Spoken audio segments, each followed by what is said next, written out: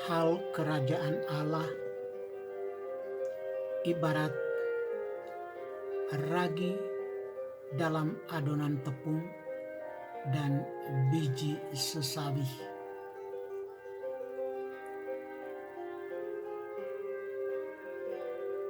Apa itu kerajaan?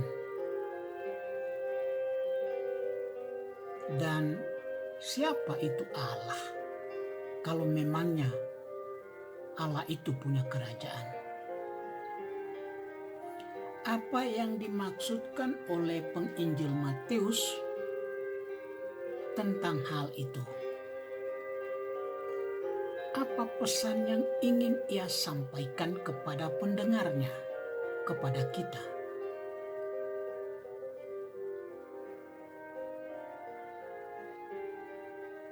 Sebelum kita menjawab pertanyaan di atas, sebaiknya kita perlu tahu sifat ragi. Apa yang terjadi dengan ragi ketika dimasukkan ke dalam adonan tepung dengan maksud untuk bisa membuat adonan tepung itu berkembang. Dan apa yang terjadi dengan biji sesawi? Sebelum menjadi pohon yang oleh unggas dijadikan tempat naungan.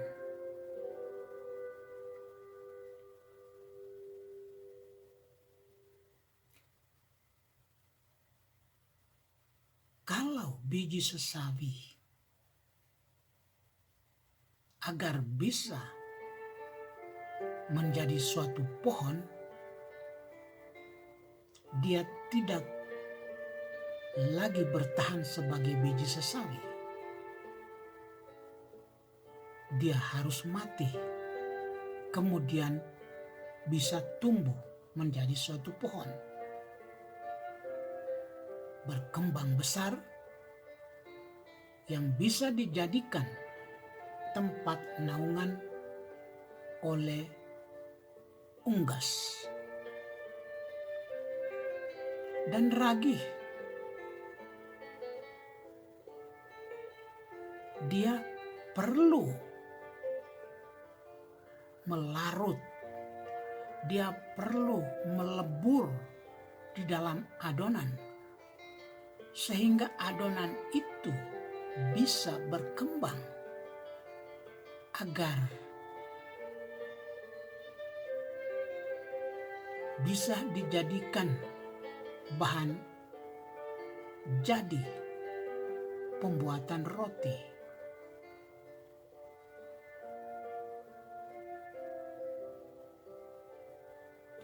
Dengan ini, sifat dari ragi dan biji sesawi dapat kita katakan dengan ketiga kata kunci yang mungkin bisa membantu untuk memahami kata kerajaan. Ialah kata promotor, motivator, dan provokator.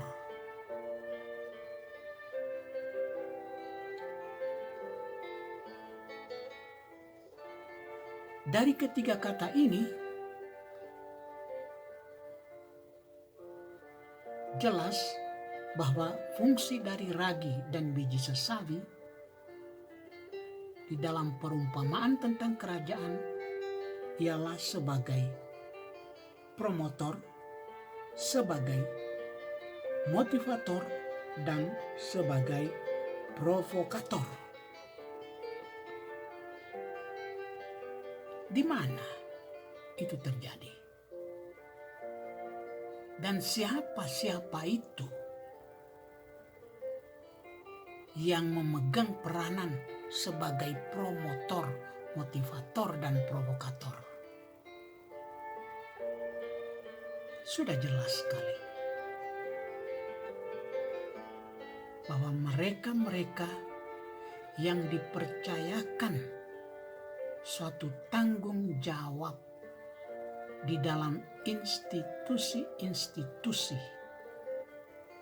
organisasi-organisasi, baik itu institusi dan organisasi sivil maupun religius, atau institusi-institusi sosial lainnya yang berada di masyarakat.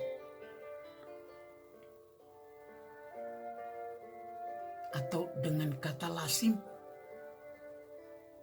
pemimpin-pemimpin, atau mungkin lebih halus, koordinator-koordinator.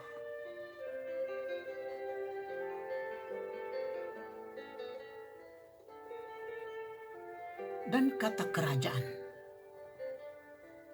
dalam perumpamaan ini, saya yakin tidak lain daripada berbicara tentang relasi, iklim hubungan antara satu dengan yang lain dalam suatu institusi atau dalam suatu organisasi, komunitas, keluarga. Yang dimaksudkan dengan relasi atau hubungan, baik itu bersifat vertikal maupun horizontal. Apakah relasi yang terjadi dalam kehidupan saya, dalam tanggung jawab saya sebagai moderator atau koordinator atau dibilang pemimpin, sungguh membuat orang lain berkembang? Apakah saya melebur ke dalam untuk membuat provokasi, animasi, supaya orang lain itu maju, bergerak, menjadi protagonis?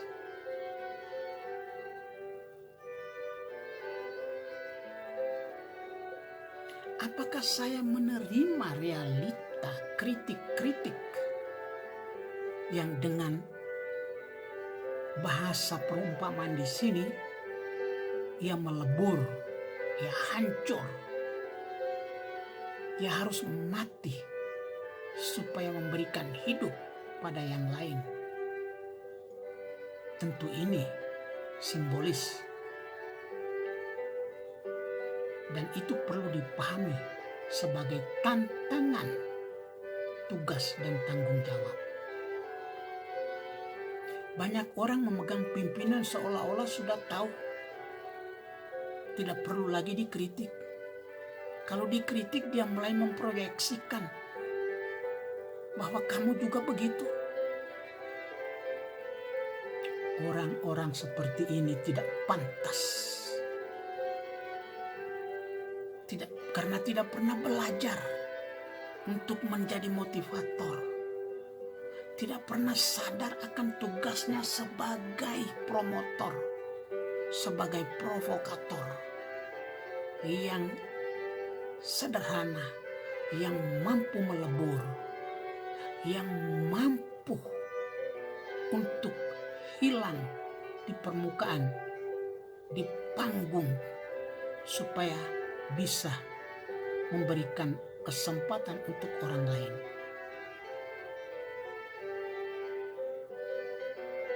Perlu sadar bahwa kekuatan dari suatu organisasi, suatu komunitas, suatu keluarga adalah kekuatan-kekuatan yang somatis dari setiap individu.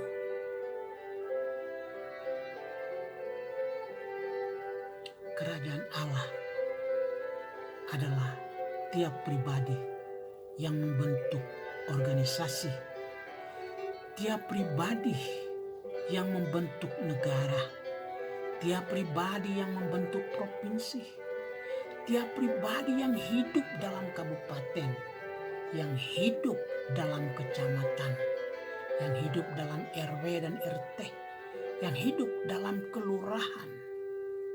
Bagaimana seorang lurah, seorang kepala desa menjamin relasi para penduduknya? Apakah seorang kepala desa, seorang pemimpin desa, lurah, RT, RW, seorang pemimpin kabupaten, kecamatan, provinsi, dan negara berusaha menjamin secara adil, jujur, dan damai kehidupan anggota masyarakatnya? Dan bagaimana dalam keluarga? Apakah suami istri memberikan teladan hidup tanpa kata, relasi yang sehat dan saling membangun, agar anak-anaknya dapat belajar dari sikap-sikap seperti itu? Inilah tantangan-tantangan yang perlu kita resapi, yang perlu kita dalami, perlu kita meditasikan dan refleksikan, dan terlebih perlu kita hidupi secara nyata di dalam kehidupan kita sehari-hari. Semoga Tuhan memberkati semuanya. Semoga kita semakin menjadi ragi yang mampu melebur. Semoga kita semakin menjadi biji sesawi yang rela mati agar bisa tumbuh menjadi pohon-pohon yang memberi naungan kepada mereka yang ada di sekeliling kita. Hendaknya kita menjadi ragi untuk masa-masa persaudaraan berkembang menjadi protagonis-protagonis hubungan kehidupan bersama. Kini, di sini dan di tempat ini. Tuhan memberkati.